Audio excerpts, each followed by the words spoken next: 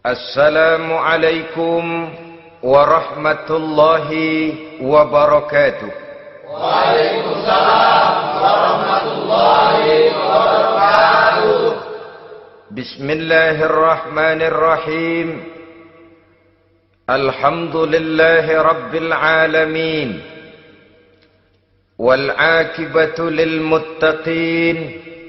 Wala udwana illa 'alal zalimin. والصلاة والسلام على أشرف الأنبياء والمرسلين سيدنا ومولانا محمد وعلى آله وأصحابه المجاهدين الطاهرين أما بعد.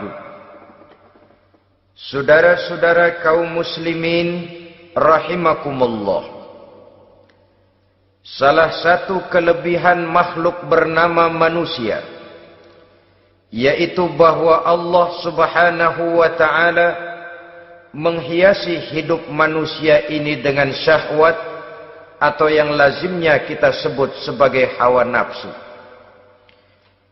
Inilah tenaga yang merupakan daya dorong yang melahirkan dinamika dalam kehidupan manusia, yang menyebabkan terus-menerus terjadinya perkembangan dalam sejarah peradaban dan kehidupan manusia.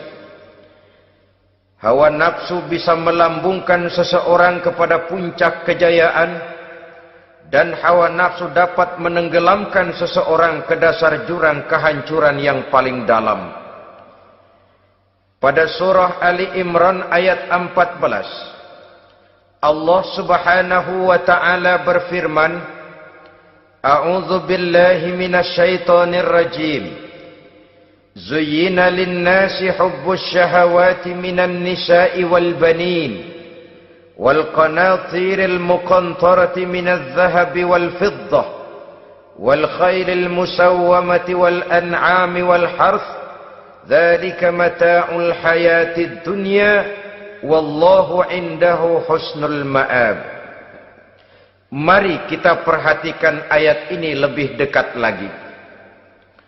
Allah subhanahu wa ta'ala menjelaskan, Zuyyina linnasi hubbus syahawat. Makhluk manusia itu dihiasi dengan hawa nafsu.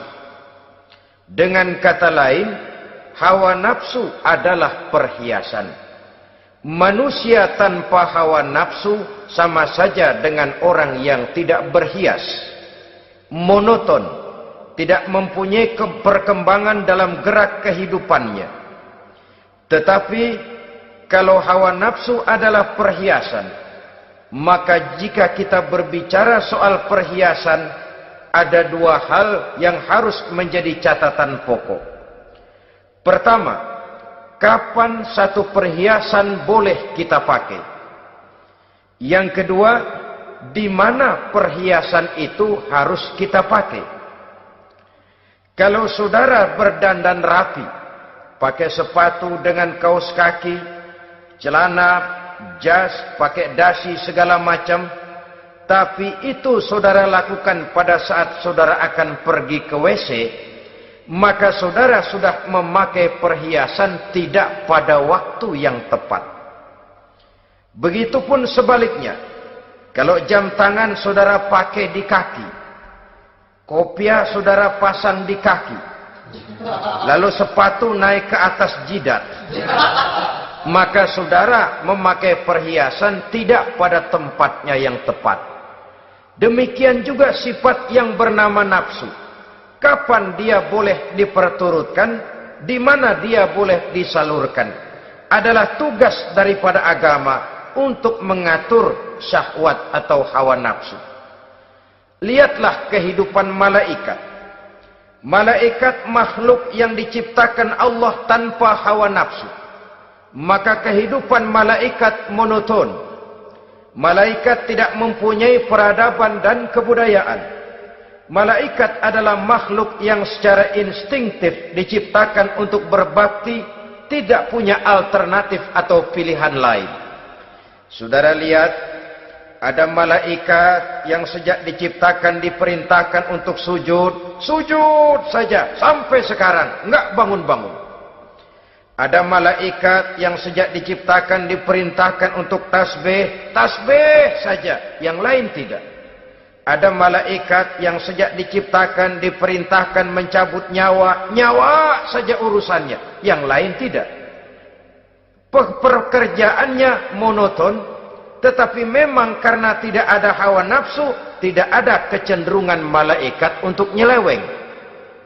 Belum pernah kita dengar misalnya ada malaikat Jibril korupsi ayat.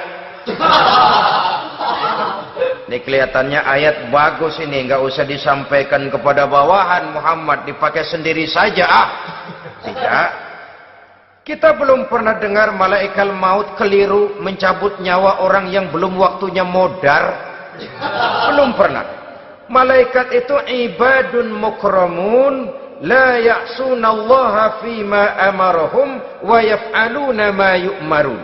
Maka kehidupan malaikat adalah monoton. Dinamika tidak ada, peradaban dan kebudayaan juga tidak ada. Andai kata bumi dan seluruh isinya diserahkan kepada malaikat untuk mengisinya, barangkali saudara tidak akan pernah kenal jembatan Semanggi, saudara tidak akan pernah kenal Monas, gedung-gedung bertingkat, gedung-gedung pencakar langit. Semua yang menggerakkan itu adalah karena manusia mempunyai hawa nafsu. Nah, kemudian pada kalimat berikutnya Allah memberikan rincian. Apa nafsu kepada apa yang paling menonjol dalam kehidupan manusia itu? Pertama, minan nisa, hawa nafsu kepada perempuan. Ini tentu yang ditujukan laki-laki. Dimanapun saja makhluk bernama laki-laki, kalau dia normal, tidak impoten, mesti suka kepada perempuan. Itu wajar, bin pantas alias normal. Tetapi tadi saya katakan di awal, nafsu kepada perempuan adalah perhiasan. Kapan makainya, di mana makainya, itulah tugas agama memberikan tuntunan dan aturan. Saudara-saudara kaum muslimin rahimakumullah, nafsu kepada wanita dapat mengantarkan seseorang kepada puncak kejayaan, tapi nafsu kepada wanita bisa menenggelamkan seseorang ke jurang kehancuran. Bergantung kepada latar belakang apa yang mendorong timbulnya syahwat tadi. Dengan kata lain, motivasi syahwat tadi digerakkan oleh iman dan ketakwaan, atau semata-mata karena memang syahwat yang merupakan kendaraan iblis. Penyelewengan pertama yang terjadi dalam sejarah kehidupan manusia adalah penyelewengan yang dilakukan oleh Nabi Adam alaihi salam pada saat ia memetik buah huldi. Kenapa itu dilakukan oleh Nabi Adam? Karena terdorong oleh rasa sayang dan cinta kepada istrinya Hawa. Sebenarnya Hawa lah yang merajuk, Siti Hawa lah yang membujuk. Dan Nabi Adam oleh karena syahwatnya kepada istrinya memperturutkan bujukan Siti Hawa itu. Peristiwa Nabi Adam ribuan tahun yang lalu akan terus relevan sampai ke zaman kita sekarang ini. Berapa banyak orang-orang yang karena terlalu ingin menyenangkan istrinya, lalu tidak segan-segan melakukan perbuatan yang menyimpang, baik itu merugikan orang lain, merugikan masyarakat, bahkan merugikan bangsa dan negaranya. Seorang pedagang tidak akan segan-segan menipu, Sebaliknya pun begitu. Tidak jarang wanita di dalam kelemahannya bisa menenggelamkan dunia. Seorang suami yang jujur, polos, lugu, sederhana bisa jadi koruptor ulung karena didorong-dorong oleh istrinya. Istrinya barangkali bisa saja dibakar-bakar oleh tetangganya. Suaminya jujur, sederhana, kepala bagian, tempatnya basah tapi melarat. Istri rupanya tidak sabar melihat gaya hidup yang makin konsumtif, persaingan yang makin tajam. Suaminya dikipas-kipasin. Kata istrinya, "Bang, tetangga sebelah kita lakinya pegawai kecil, Bang, tapi gelangnya kayak pelek beca. Abang ini kepala bagian tidak bisa membelikan saya macam itu, percumalah." Kata suaminya, "Ya bagaimana Bu, gaji saya cuma segitu-gitunya. Ya namanya kepala bagian, apaan kayak sabet dulu." Kalau sudah berpikir ke arah ini, artinya sudah ngipasi suaminya untuk melakukan tindakan yang tidak wajar. Saudara-saudara kaum muslimin rahimakumullah, sejak zaman klasik sampai kepada zaman kita sekarang ini, kita melihat kecenderungan syahwat kepada wanita ini. Julius Caesar yang katanya gagah perkasa ternyata tunduk di bawah kaki Cleopatra. Napoleon Bonaparte, the Lion of Europe, singa daratan Eropa, luas kekuasaannya, gagah perkasa tentaranya, kepada siapa dia tunduk? Ke bawah kakinya Margaret Josephine. Demikianlah di zaman kita sekarang, kita melihat di Jepang, betapa Perdana Menteri Uno didesak mengundurkan diri dari jabatan Perdana Menterinya oleh karena terlibat skandal dengan geisha. Kita juga melihat di Amerika, betapa Senator Gary Hart dari Partai Demokrat yang masih muda, jenius, diharapkan masa depan Amerika lahir dari tangannya, terpaksa mengundurkan diri dari calon presiden oleh karena terlibat skandal dengan Donna Rice. Kita juga menyaksikan betapa parlemen dan kabinet di Inggris sempat geger oleh karena skandal Pamela Bordes, pelacur kelas kakap yang melanglang buana mencari sasaran-sasaran kakap. Ini adalah kisah kejatuhan yang diakibatkan oleh hubbus syahawat minan nisa. Oleh karenanya benar jika Nabi kita menyatakan an-nisa'u imadul bilad, wanita adalah tiang negara. Jikalau baik wanita, baik negara. Jikalau rusak wanita, hancur negara.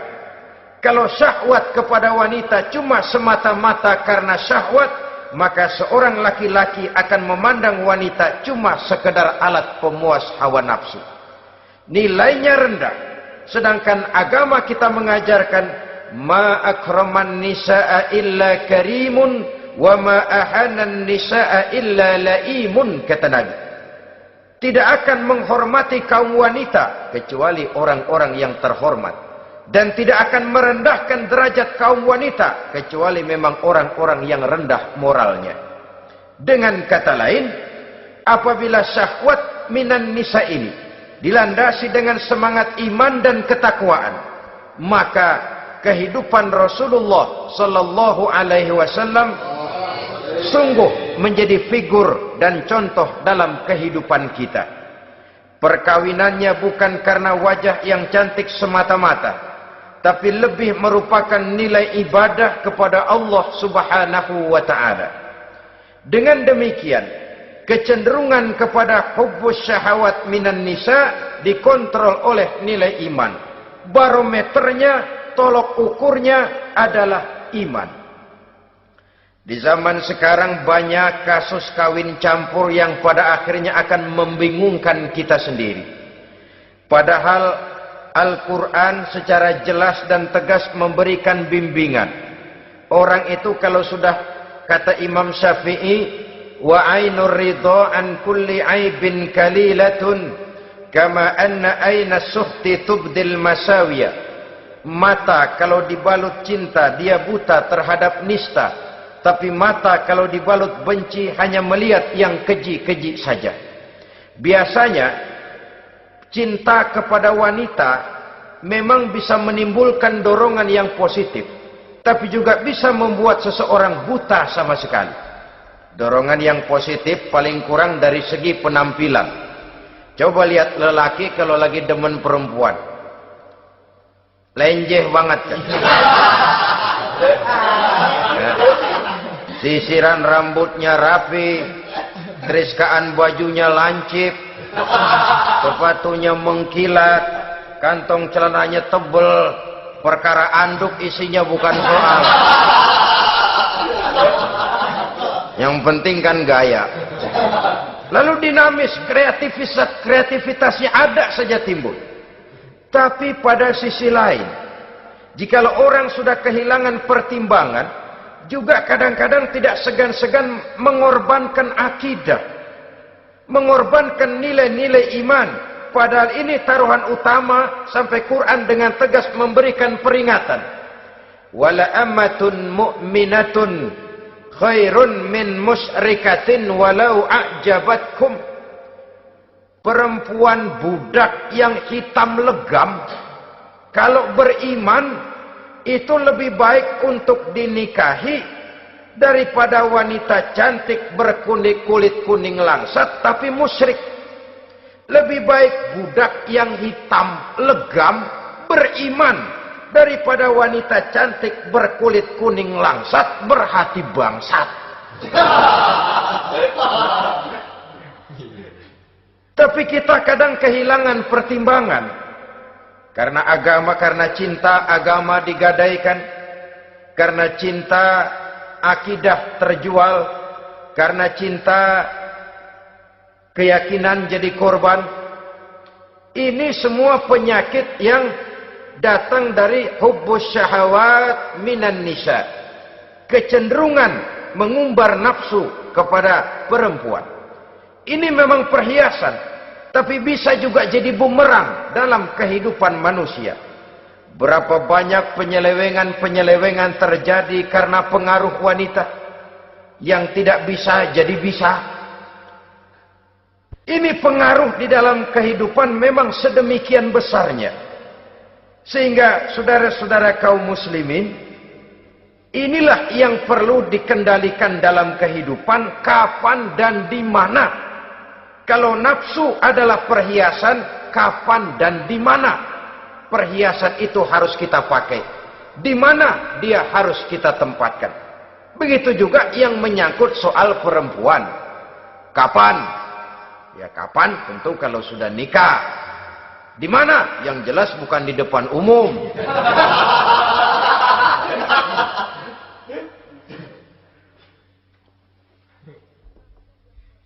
Ini nafsu yang pertama, minan nisa. Yang kedua, wal banin. Dihiasi juga manusia dengan kecintaan kepada banin. Makna banin di sini ay al-aulad, anak-anak laki. Kenapa disebut banin, anak-anak laki? Karena pertama, sering anak laki itu lebih jadi kebanggaan buat orang tuanya ketimbang anak perempuan. Sebabnya apa? Pertama, faktor nasab. Silsilah lebih kuat kepada laki-laki ketimbang perempuan. Yang kedua, faktor cita-cita. Orang tua kalau punya anak laki-laki, cita-citanya panjang. Nak, kau nanti jadi dokter ya. Nak, jadi insinyur ya. Nak, jadi pilot ya. Nak, jadi pengusaha ya. Nak, jadi presiden ya. Tapi kalau dia punya anak perempuan, paling, ya nak, mudah-mudahan nanti kamu dapat jodoh orang baik nak. Dapat jodoh orang soleh. Saudara-saudara, yang ketiga, anak perempuan itu kalau sudah berkeluarga, biasanya pindah kepada lingkungan keluarga lain. Sehingga orang berkata, punya anak perempuan banyak sebenarnya seperti agen. Artinya ada yang mau bawa, kan begitu.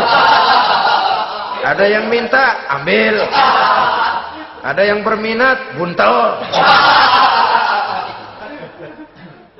Paling dia nengokin orang tuanya ya lebaran. Ya syukur kalau sebulan sekali atau seminggu sekali. Tapi minimnya kan lebaran. Dengan demikian dari garis nasab ini, lebih kuat al-banin ketimbang al-banat. Manusia dihiasi dengan kecintaan kepada anak-anak. Sering karena terlalu cinta kepada anak, kita menjerumuskan anak. Terlalu sayang kepada anak, segala maunya kita perturutkan tanpa kendali dan kendala.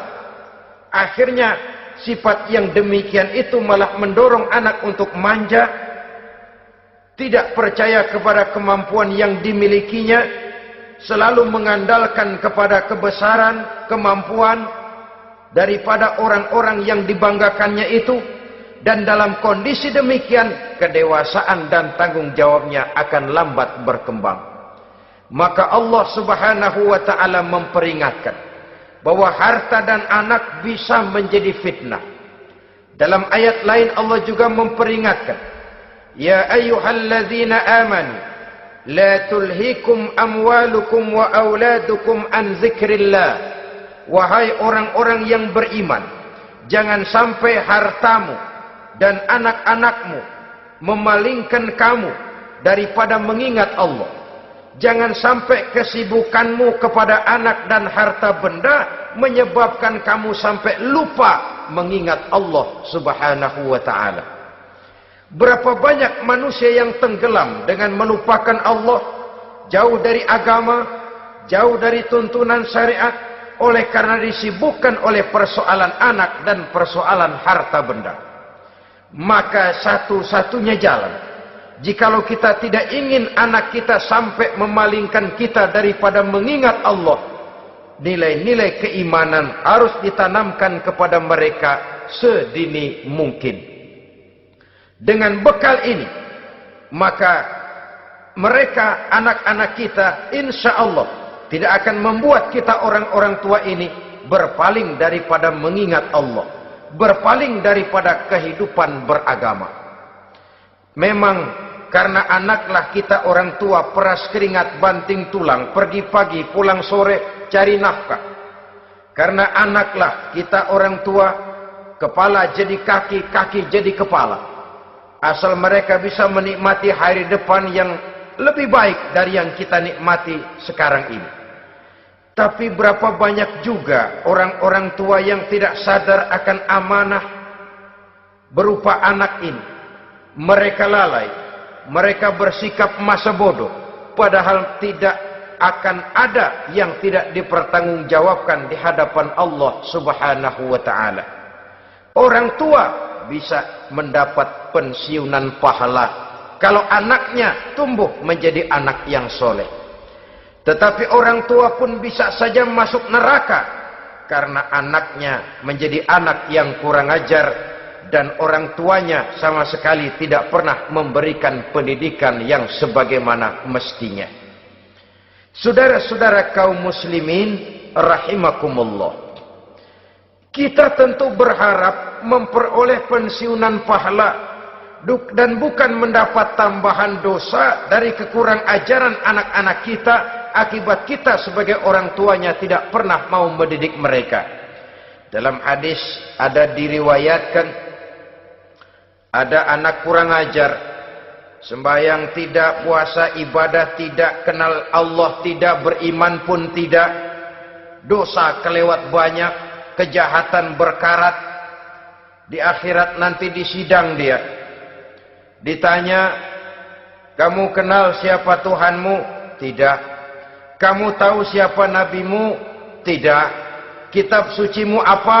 Tidak tahu. Kiblatmu di mana? Tidak ada. Kamu sholat? Tidak pernah. Kamu puasa? Tidak pernah. Wah, kalau begitu kamu rusak sekali. Kamu neraka. Anak ini mengajukan protes. Saya menuntut keadilan. Benar saya tidak kenal siapa Tuhan saya. Saya tidak tahu apa kitab suci saya. Saya tidak pernah mendirikan sholat. Tidak pernah melaksanakan puasa. Pendeknya tidak ibadah dan tidak iman. Tapi semua itu terjadi. Sebab-sebabnya tidak lain karena orang tua saya tidak pernah mendidik dan mengajarkan saya.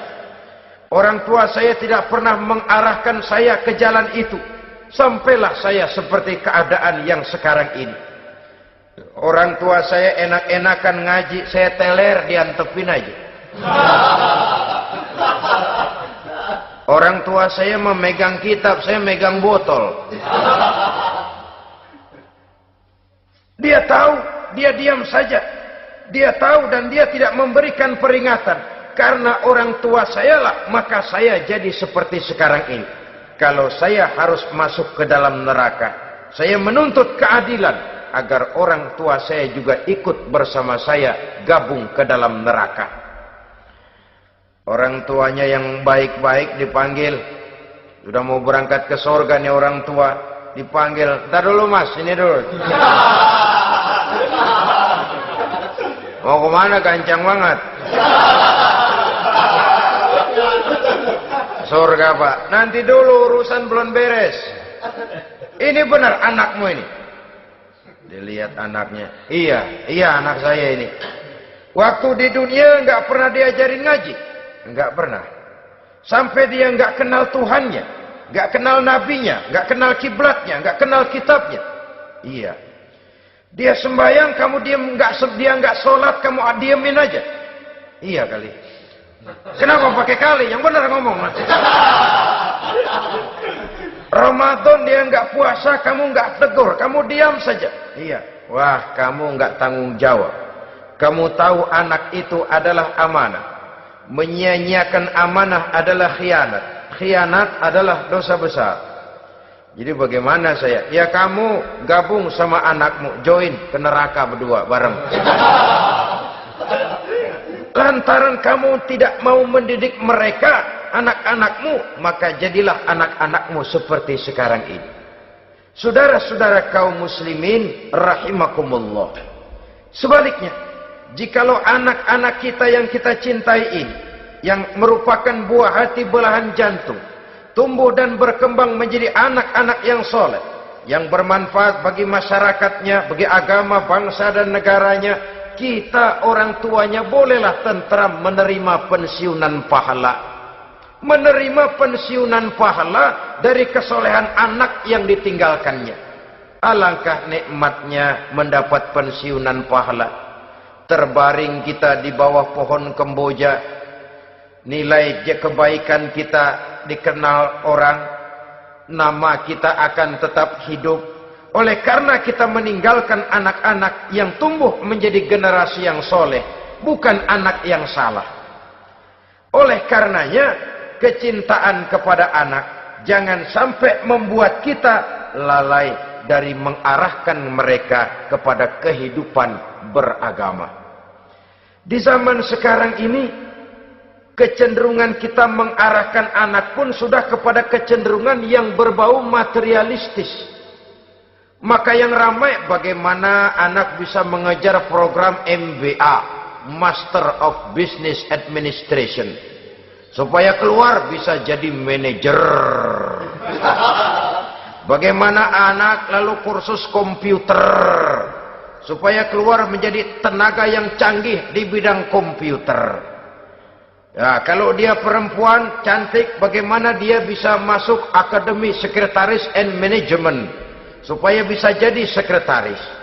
Atau bagaimana dia bisa masuk sekolah nyanyi, supaya nanti jadi penyanyi dengan tarik suara, uang lalu mengalir ke dalam kocek jutaan nilainya. Maka yang ramai pun hal-hal yang semacam itu. Dalam pada itu, pengajian, kursus-kursus keagamaan, studi-studi klub yang membicarakan masalah-masalah agama, ramainya kadang-kadang kalau bulan Ramadan, dianggap training center. Ya lumayan, daripada tidak sama sekali mah lumayan. Tapi dengan demikian ini kan merupakan bagian terpokok dari kehidupan manusia. Alangkah idealnya jika dia mengantongi gelar MBA, Master of Business Administration, tapi punya nilai iman yang tangguh, ahli komputer tapi punya keyakinan beragama yang mantap. Saudara-saudara kaum muslimin rahimakumullah, kecintaan kepada anak-anak sering mendorong seseorang untuk menimbulkan sifat nepotisme. Segalanya serba garis keturunan. Sejak ia jalur birokrasi sampai ke dalam kehidupan sehari-hari, nepotisme ini bisa terlihat. Orang kehilangan kondisi objektivitasnya. Mampu atau tidak, soal lain. Bidangnya atau tidak, bukan soal. Yang penting masih ada hubungan keturunan.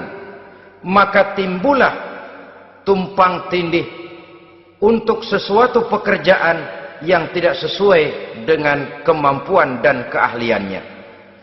Di desa-desa kita melihat masjid, ketua masjid bapaknya, bendahara anaknya, sekretaris mantunya,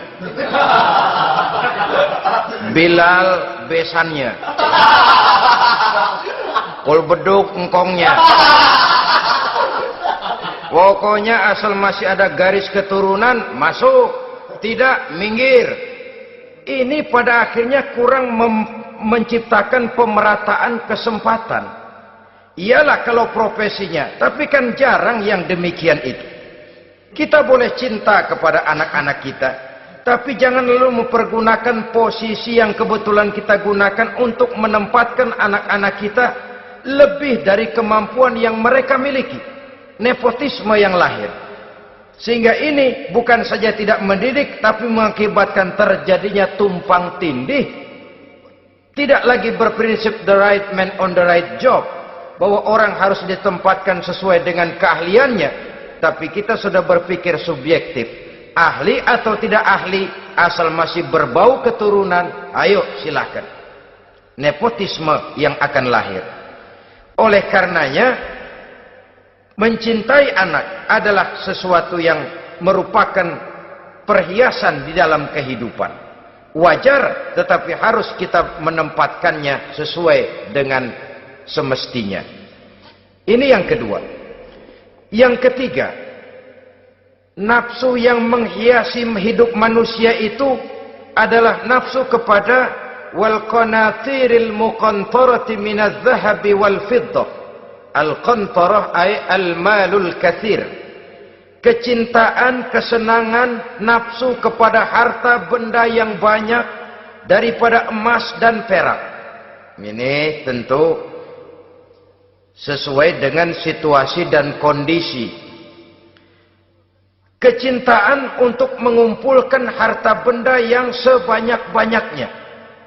Baik itu berupa emas, baik itu berupa perak. Ini cuma penyebutan beberapa jenis dari kecenderungan manusia kepada harta benda. Bukankah sering dikatakan orang bahwa manusia di dalam berhadapan dengan harta itu seperti meminum air laut. Makin diminum, makin kering tenggorokan, makin haus kita dibuatnya. Apabila watak ini kita perturutkan, maka manusia tidak akan pernah kenal puas, tidak akan pernah kenal cukup. Nabi kita memberikan peringatan. Lau anna libni Adam wadiyani min zahabin labtagha lahuma thalisan wa la yamla'u jawfa ibni Adam illa turab. Andai kata manusia mempunyai dua buah ladang yang seluruhnya berisi emas, akan puaskah manusia? Tidak. Mereka akan cari ladang emas yang ketiga. Wala yamla'u jawfa ibni Adam illa turab. Sungguh mulut manusia ini tidak akan pernah penuh terisi kecuali kalau sudah disumpal dengan tanah. Artinya kalau sudah dia dipendam di liang lahat baru cukup. Tetapi sepanjang dia masih bergerak, masih hidup dan bernyawa, masih bisa berusaha dan berbuat, dia tidak akan pernah mengenal puas. Ini akan mendorong manusia terjebak kepada menghalalkan segala cara untuk mencapai tujuan. Yang penting kaya, kan begitu. Dan cepat. Sebab sekarang orang sering motong kompas. Yang penting kan cepat kaya. Soal cara, kalau jujur aja mah, sampai kapan mau kaya? Perkara itu renten, bukan soal. Perkara itu judi, tidak jadi masalah. perkara itu korupsi menyangkut hak orang banyak, bukan soal. Yang penting cepat kaya. Dan anehnya lagi, tidak malu menumpuk kekayaan dengan cara yang tidak wajar. Ya kan orang hidup bermasyarakat tuh bisa dianalisa tuh. Emang usahanya apa sih? Gajinya sebulan berapa sih? Kok bisa gitu-gitu bener sih? Dari mana sih? Secara langsung orang tidak berani bertanya, tapi dari mulut ke mulut akhirnya tersebar jadi rahasia umum. Si Ano kan punya Ano, dia Ano, Anonya seano.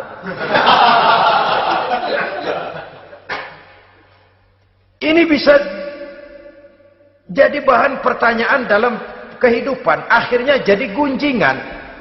Orang sudah tidak terlalu peduli dari mana kekayaan itu diperoleh, yang penting kaya. Dengan menghalalkan segala macam cara, terjebaklah ke dalam cara-cara mafia, terjebaklah ke dalam cara-cara yang tidak wajar, tidak bijaksana, memperkuat klik, clean, dengan menghantam yang lain. Saudara-saudara kaum muslimin rahimakumullah, bahwa manusia punya nafsu ingin kaya itu boleh. Boleh. Agama memberikan tuntunan, memberikan aturan. Tidak hanya sekedar asal kaya, tidak hanya sekedar asal banyak harta. Malahan hadis menyatakan, kalau saudara diberikan umur panjang, pertanyaan akhirat cuma satu kok. Umurmu kau habiskan di mana? Kalau saudara diberikan amanah berupa ilmu pengetahuan, pertanyaan akhirat juga cuma satu kok. Ilmumu kau amalkan untuk apa? Tapi kalau kita diberikan amanah berupa harta benda, pertanyaan akhirat itu dua. Min aina iktasabahu wa fima anfaqahu. Dari mana hartamu kau dapat, kemana hartamu kau belanjakan. Dari mananya ditanya, kemananya juga ditanya. Depan belakang ditanya. Dan kalau mempergunakan harta untuk kesenangan syahwat, orang berani bukan main. Tapi kalau untuk kepentingan agama, yang hakikatnya untuk kepentingan dirinya sendiri, berat seperti nyabut bambu dari ujung. Orang kalau menyumbang masjid 100.000, itu kan zohirnya memberikan panitia masjid. Tapi hakikatnya kan dia nabung buat dirinya sendiri. Seolah-olah dia cuma berkata, Pak, tolong saya titip 100.000, ini untuk kepentingan saya di akhirat nanti. Silakan uangnya mau dibelikan semen, pasir, kaca, pintu, jendela, silakan. Saya cuma titip, ini untuk saya di akhirat nanti. 100.000 Pak. Zohirnya dia memberikan kepada panitia masjid, madrasah, pesantren, yatim piatu. Hakikatnya dia nabung buat dirinya sendiri di akhirat. Malah tabungan ini bukan SDSB namanya, SDBS. Sumbangan dana berhadiah surga. Itu SDBS namanya. Sekarang orang mengejar SDSB, lalu berat mengejar SDBS. Sumbangan dana yang berhadiah surga. Langsung dari Allah subhanahu wa ta'ala. Coba kalau dia main golf, sewa lapangan golf itu 400-500 ribu sebulan. Paling 4-5 kali main. Beli stick golfnya saja sampai jutaan. Datang panitia pembangunan masjid 100.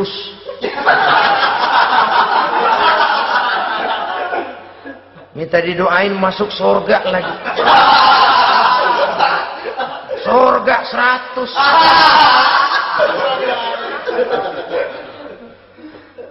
Saudara-saudara kaum muslimin rahimakumullah, kecintaan kepada harta benda yang banyak, baik berupa emas, berupa perak, mendorong orang untuk berlomba-lomba yang Allah peringatkan dalam Al-Quran, alhaakumut takatsur hatta zurtumul maqabir. Kamu telah lalai akibat kamu berlomba-lomba memperbanyak materi dunia. Hatta zurtumul maqabir, sampai kamu dekat masuk ke liang kubur, baru rupanya sadar bahwa perlombaan ini tidak akan pernah sampai ke garis finish. Betapapun jauhnya rally Paris Dakar, garis finishnya ada. betapapun hebatnya medan yang ditempuh, buasnya gurun pasir Afrika, garis finishnya pasti ada. Itu kan rally yang terbuas di dunia katanya, Paris Dakar, tapi garis finishnya ada. Namun jikalau kita berlomba memperbanyak harta, kita tidak akan pernah sampai ke garis finish. Yang kecil-kecilan aja dah. Kalau orang ditanya, kamu kenapa sih belum mau sembahyang? Ya bagaimana mau sembahyang Pak, tinggal di Jakarta masih kontrak. Coba habis tahun diubur-ubur yang punya rumah. Kalau punya rumah sendiri walaupun kecil-kecilan, saya mau ibadah Pak. Ya, diberikan rezeki oleh Allah, bisa bikin rumah walaupun kecil-kecilan. Belum juga mau sembahyang. Kok belum juga sembahyang?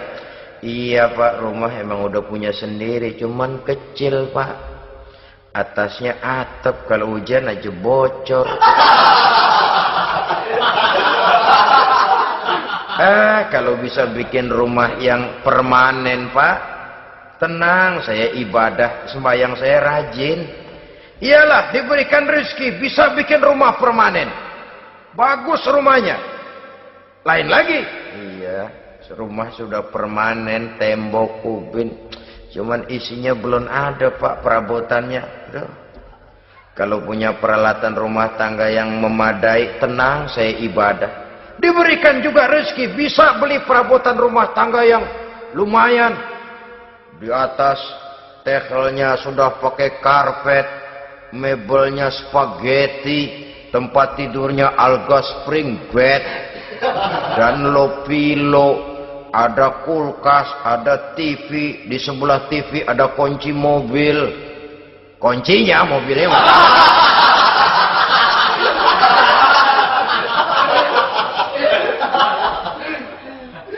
Bagaimana? Sekarang sudah cukup perabotan? Perabotan sudah ada Pak, cuman kendaraan belum punya ini.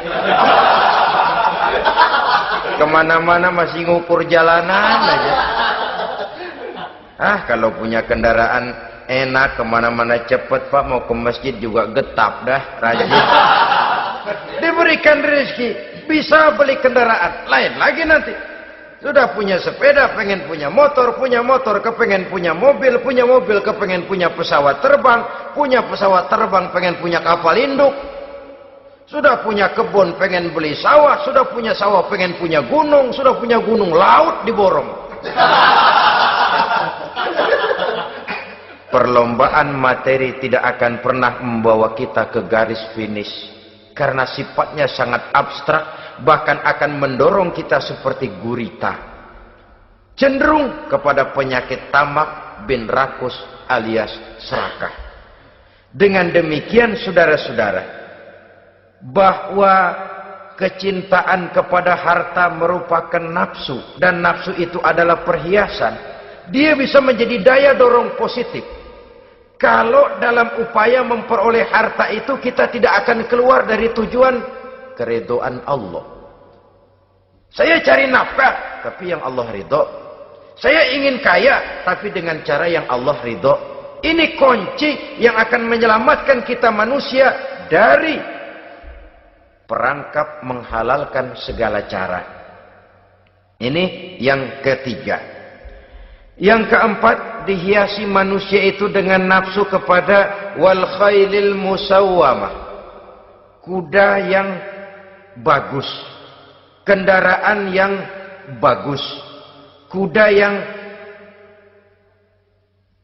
terpelihara. Al-musawwamah ada yang mentafsirkan ar-ra'iyah. Ar-ra'iyah itu yang digembalai. Binatang ternak, kuda yang digembalai atau kuda yang diikat. Artinya, kalau dulu kan yang namanya tuan-tuan tanah itu baru dibilang bejeger kalau kemana-mana naik kuda. Jet set zaman dulu itu udah kelompok jet set, itu kendaraan. Kalau sekarang baby benda, dulu mah kuda band.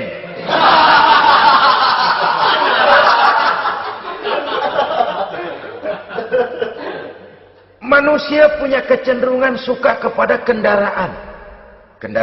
Apalagi di zaman sekarang ini, wah, iklan-iklan itu kan sangat menggoda kita. melayani segala macam bentuk penjualan. Nah, ini lalu terangsang biar duit cekak. Kalau udah ngebaca itu, wah berani banget dah.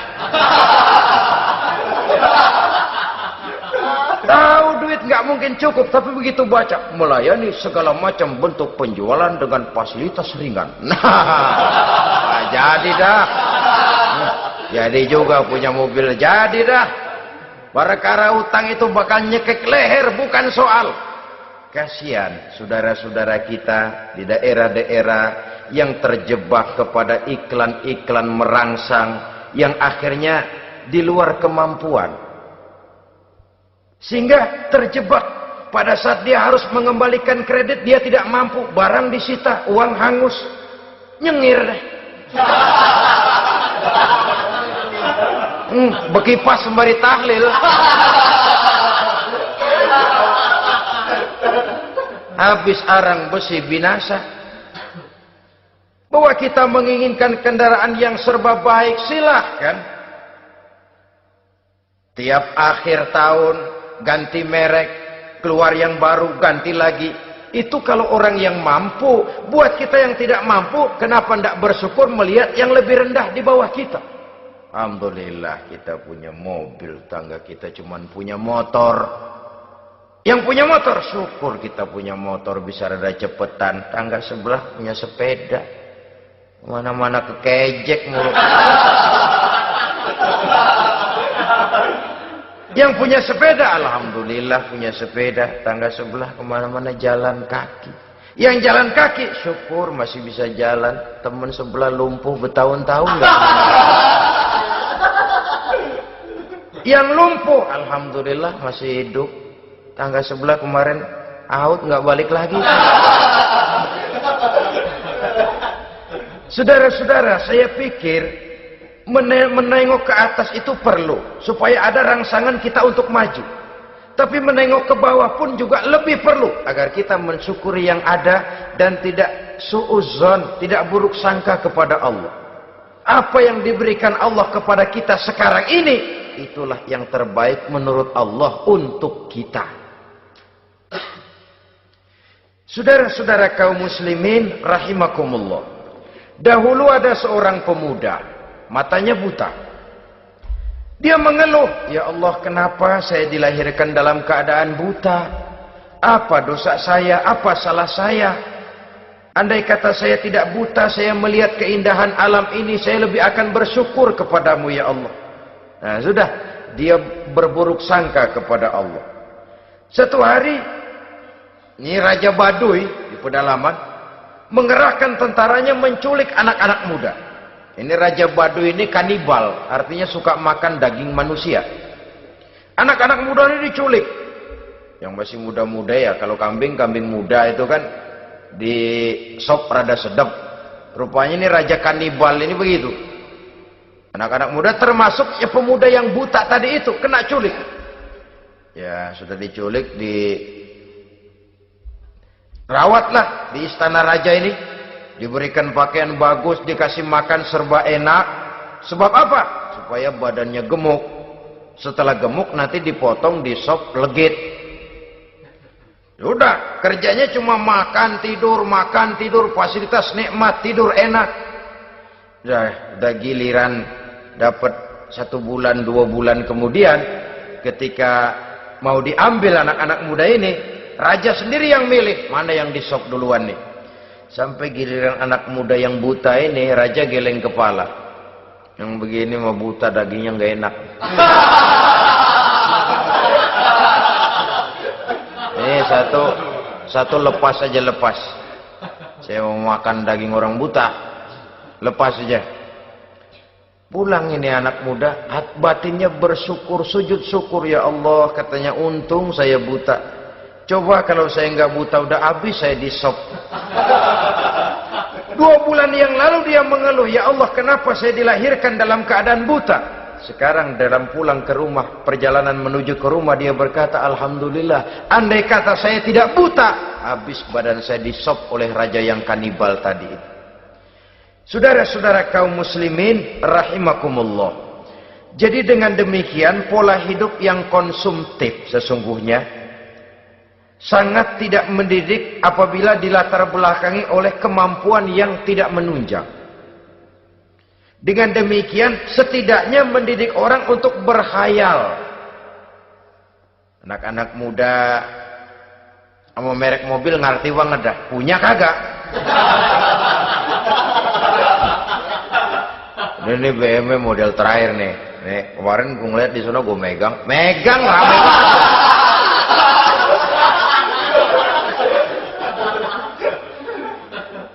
Tulul amal ini kalau tidak diimbangi dengan saluran yang positif, dia akan terjebak kepada penyakit tulul amal, panjang angan-angan. Baiklah ya, wal khailil musawwamah. Yang keempat, yang kelima maksud saya, wal an'am, cinta kepada binatang ternak. Manusia ini kan punya kecenderungan macam-macam. Setelah rumahnya bagus, hartanya banyak, kendaraannya cukup, ingin beternak. Jadilah peternak. Ini kecenderungan manusia, wajar saja sepanjang didapat dan dilakukan dengan cara-cara yang wajar. Wal hars, dan tumbuh-tumbuhan, bertani, bersawah, berladang, itu merupakan kecenderungan daripada manusia. Keseluruhan itu kata Allah, kecintaan kepada wanita, kepada anak, kepada harta benda, kepada kendaraan, kepada binatang ternak, kepada tumbuh-tumbuhan, zalika, semua itu mata'ul hayatid dunya, merupakan kesenangan hidup dunia. Berapa lama kesenangan hidup dunia? Sebentar, seumur manusia. Seumur manusia. Bahkan kadang-kadang pada saat dia masih hidup pun orang tidak sepenuhnya sempat menikmati kesenangan hidup dunia. Apabila ajal datang, selesailah kehidupan dunia sampai di situ. Orang-orang kafir, buat mereka surganya di dunia ini. Bila kehidupan di dunia selesai, selesailah sudah surganya sampai di situ. Kesemua itu, kata Allah, merupakan kesenangan daripada kehidupan di dunia. Wallahu indahu husnul ma'ab, dan Allah mempunyai tempat kembali yang sangat baik. Nah, setelah Allah menjelaskan semua itu, pada ayat yang ke-15 Allah memberikan jalan keluarnya. Memperturutkan nafsu kepada wanita, anak-anak, harta benda, kendaraan, binatang ternak. Bijaksanakah itu? Dalam ayat ke-15 surah Ali Imran ini, Allah memberikan penjelasan tuntas. Qul a'unabbi'ukum bi khairim min zalikum. Katakan kepada mereka Muhammad, maukah kamu aku beri kabar yang lebih baik dari semua itu? Lebih baik daripada kesenanganmu kepada wanita, kepada anak-anak, kepada harta benda, kepada kendaraan dan sebagainya. Mau kamu aku beritahu yang lebih baik daripada semua itu? Jawaban tentu mau. Kalimatnya bukan ukhbirukum, a'unabbi'ukum. An-naba itu berita yang besar. Lain dengan al-khabar, itu berita biasa saja. An-naba, sehingga pembawa berita disebut nabi. Dari naba yanbi, pembawa berita yang benar. A'unabbi'ukum, maukah kau aku tunjukkan kepada satu berita yang benar-benar besar dan benar-benar lebih baik dari yang semua disebutkan tadi. Apa jalan keluarnya? Lillazina taqaw 'inda rabbihim jannatun tajri min tahtihal anhar. Bagi orang-orang yang bertakwa kepada Allah, mereka akan mendapatkan surga yang di bawahnya mengalir sungai. Khalidina fiha, mereka akan kekal di dalamnya. Wa azwajun mutahharah, dan mereka mendapat istri-istri yang suci. Waridwanum minallah, dan keridhaan daripada Allah subhanahu wa ta'ala. Kalau kamu hai orang-orang yang beriman, kalau kamu hai manusia menyangka bahwa nafsu kepada wanita, anak-anak, mengumpulkan harta benda, kendaraan yang menarik, binatang ternak dan tumbuh-tumbuhan itulah yang lebih baik untuk kesenangan dunia, memang itu kesenangan dunia. Tapi nih, seolah-olah kata Allah, nih, saya kasih tahu kamu, aku beritahu yang lebih baik dari semua itu. Apa? Takwa kepada Allah. kecintaan kepada wanita. Kalau takwa dasarnya, orang nggak amburadul, nggak semrawut, nggak pokoknya gue asal perempuan dan membuat terus. Tapi punya kaidah, punya norma. Demikian juga kepada anak-anaknya. Demikian juga kepada harta benda. Pokoknya asal harta, mau halal, mau haram, tekuk terus deh. Semuanya dilandasi oleh taqaw, lillazina taqaw, oleh ketakwaan kepada Allah. Nah, ketakwaan ini akan menghasilkan apa? Inda rabbihim jannatun tajri min tahtihal anhar. Melahirkan, menghasilkan surga yang di bawahnya mengalir sungai-sungai. Saudara-saudara kaum muslimin rahimakumullah. Jika kita menyangka bahwa wanita bisa memberikan kesenangan, iya, kesenangan dunia. Jika kita menyangka bahwa harta benda bisa memberikan kesenangan, iya, kesenangan dunia. Jika kita menyangka bahwa kendaraan bisa memberikan kesenangan, iya, kesenangan dunia. Tapi kita tidak cuma ingin itu, kita ingin itu semua juga bisa membawa kesenangan akhirat. Caranya landasi dengan takwa. Kesenangan kepada wanita didasari dengan takwa. Maka jangan jadikan wanita cuma sekedar alat pemuas hawa nafsu. Kesenangan kepada anak-anak dilandasi dengan takwa. Maka anak-anak diarahkan kepada jalan yang diridhoi Allah. Kesenangan kepada kendaraan dilandasi dengan takwa. Maka kendaraannya selalu mengarah berjalan menuju jalan takwa, diridhoi oleh Allah Subhanahu wa taala. Kalau tidak, tuh mobil asal lempengan Ancol gancang banget dah. Tapi giliran dihadapin ke masjid, mogok melulu. Urusan ngaji ada aja halangannya tuh kendaraan. Tapi kalau untuk urusan maksiat, ngebut benar-benar. Dilandasi dengan ketakwaan. Sehingga dengan demikian tidak hanya sekedar surga di dunia ini, tapi lebih-lebih di surga di akhirat nanti. Khalidina fiha, kekal. Kalau dunia ini kan zillun zail, bayangan. Hari ini kita jaya, besok kita bangkrut. Siapa yang mau menghalangi? Hari ini kita melambung, besok kita nyungsep. Siapa yang bisa menarik? Tidak kekal, berubah, temporer, relatif. Di sana kebahagiaan yang dilandasi dengan takwa ini sudah surga, kekal di dalamnya, azwajun mutahharah. Dapat istri-istri yang suci. Suci dalam arti belum pernah dijamah orang lain. Suci dalam arti tidak pernah terkena halangan. Seperti men misalnya. Baik menstruasi atau mencret, itu tidak. Azwajun mutahharah. Konon makna mutahharah ini ya artinya juga bisa selalu gadis, bidadari itu. Selalu perawan. Tidak pernah janda, walaupun tiap hari dipakai, perawan terus. Dan yang lebih penting, waridwanum minallah, mendapat ridho dari Allah Subhanahu wa taala. Jadi hawa nafsu dengan motivasi takwa, itulah sesungguhnya yang dikehendaki oleh Ali Imran ayat 14 dan 15. Dengan demikian, manusia dengan ketakwaannya mengendalikan hawa nafsu dan bukan malah dikendalikan oleh hawa nafsunya. Sehingga dengan demikian seluruh fasilitas yang dimilikinya, baik itu berupa istri, anak, kendaraan, binatang ternak, harta benda, tanam-tanaman, seluruhnya semakin meningkatkan ketakwaannya kepada Allah Subhanahu wa taala. Mudah-mudahan kita bisa mencapai tingkat ini di mana kita hidup mampu dan sanggup mengendalikan nafsu, bukan malah dikendalikan oleh hawa nafsu.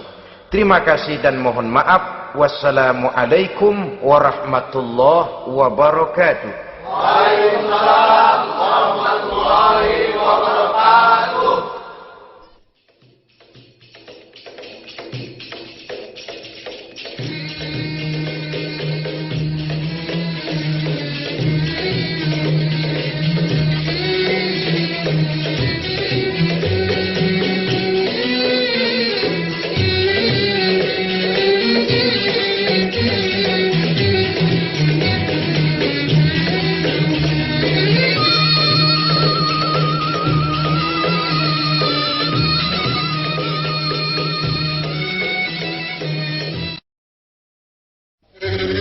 Wabarakatuh.